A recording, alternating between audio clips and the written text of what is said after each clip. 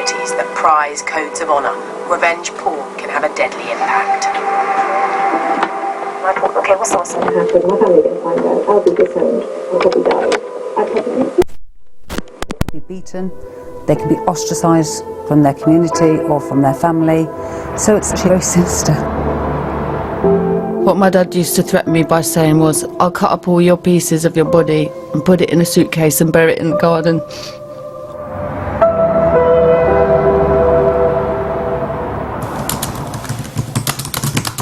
Revenge porn is on the rise.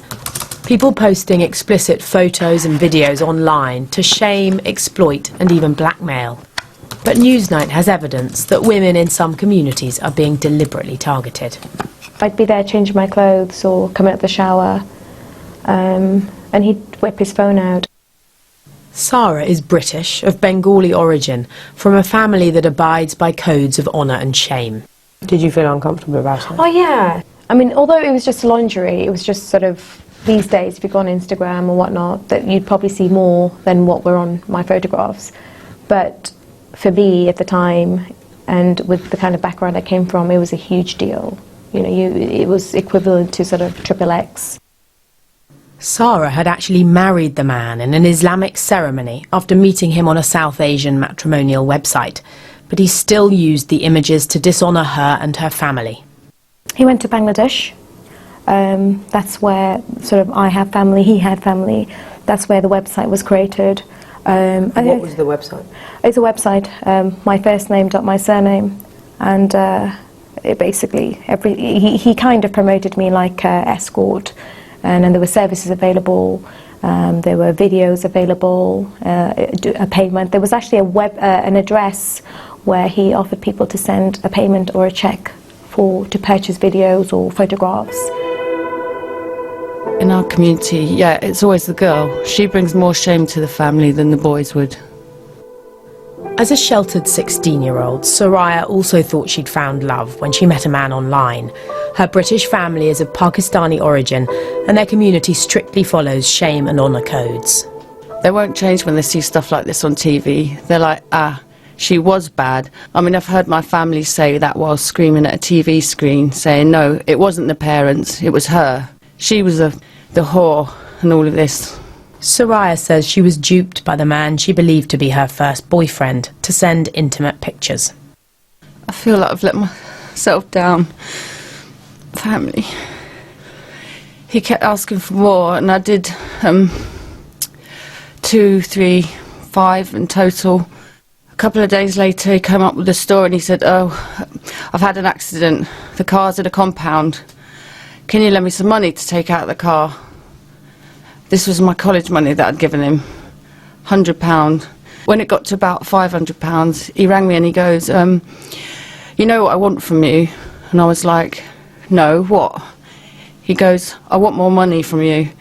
He goes, if you don't, then watch me, I'll be sending those photos to your family.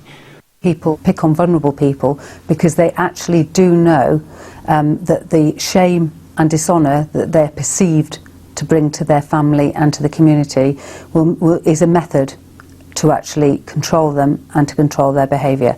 It's not in all cases, but it is in some cases. And for me, this is even, it's even worse. It's not someone that they've had a relationship that's just jilted them, but it's actually an even more serious crime because they are targeted. We've changed their names and hidden their identities, but Sarah and Soraya were brave to talk to us. Newsnight has heard the stories of more than 100 women from honour-based communities. All the others were too frightened or ashamed to be filmed. We've heard some awful testimony. One woman described what happened when the man she fell for online sent her photos of them having sex. I was horrified and scared, she said. I didn't want my children or family to find out. I was then blackmailed and gave £5,000. I was also asked to sleep with 2 of his friends. I have wanted to end my life. I lost £17,000 in total. I suffer with anxiety and panic attacks now. Another woman also talked of feeling suicidal. She's being blackmailed by an Indian man who wants her to marry him so he can get a British visa. The irony is, this is called revenge porn, but in many of the cases we've heard about, the images used to blackmail these women are hardly pornographic. It could be a girl who usually wears a scarf, and she's not wearing a scarf in the picture with the boy. It could be a picture of a girl perhaps showing her arms, or posing seductively, fully clothed, but deemed inappropriate. Consequences could range from getting disowned, getting by the family, getting ostracized by the community, being packed off back home, to be married off because the family think that's the way we solve the situation, will hide it away. And the worst case scenario is they get killed because they've brought so much shame the family just can't cope with it. You can lose so much for your family even finding out. It's such a risk. I do strongly believe that the rumours did get out. The threats were to take me back to my father's homeland, Pakistan, and get married off and stay there. You talked about forced marriage being a potential upshot for you of this, but do you think death could have also been something that might have happened? That was my biggest fear. Like, which one is he going to do? What my dad used to threaten me by saying was, I'll cut up all of your pieces of your body and put it in a suitcase and bury it in the garden. And I actually genuinely thought he meant it. You couldn't see Soraya's face or hear her voice, which makes it difficult to portray just how terrified she was to talk to us. She arrived in tears, fragile and shaking, and said she had never spoken fully about her ordeal, but she was determined to tell us in the hope that other girls wouldn't go through what she did. Chains of messages were sent out to various people in the city, in my community, restaurants, mosques, everywhere, and they had a link to the website. I distanced myself from my family completely in shame. Okay, so it didn't get to them disowning me. I kind of disowned myself from my community and my family. One thing that was said to a very close friend of mine, and she was in tears to me. Her brother said, "You can't be seen with her. Well, if you don't care about yourself, think of your little sisters." His excuse was... So why did her husband do it?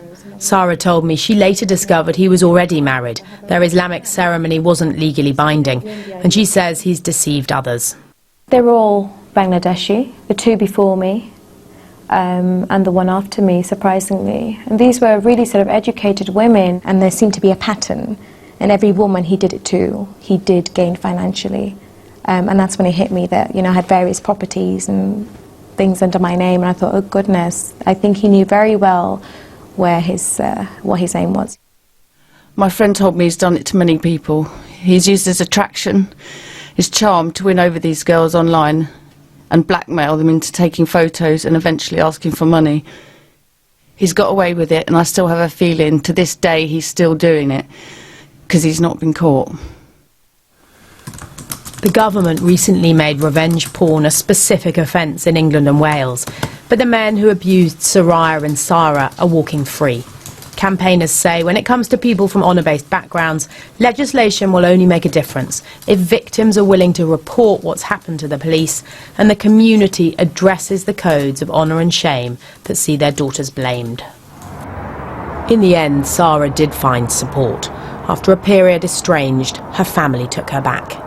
They realised what was more important, and that was their daughter. And then I think they just built a very strong, thick skin. They just become thick-skinned and thought, right, actually, no, we want the happiness of our daughter. And I think that's very lucky for me. I haven't read a story where somebody's been through what I've been through and is still happily in touch with their family.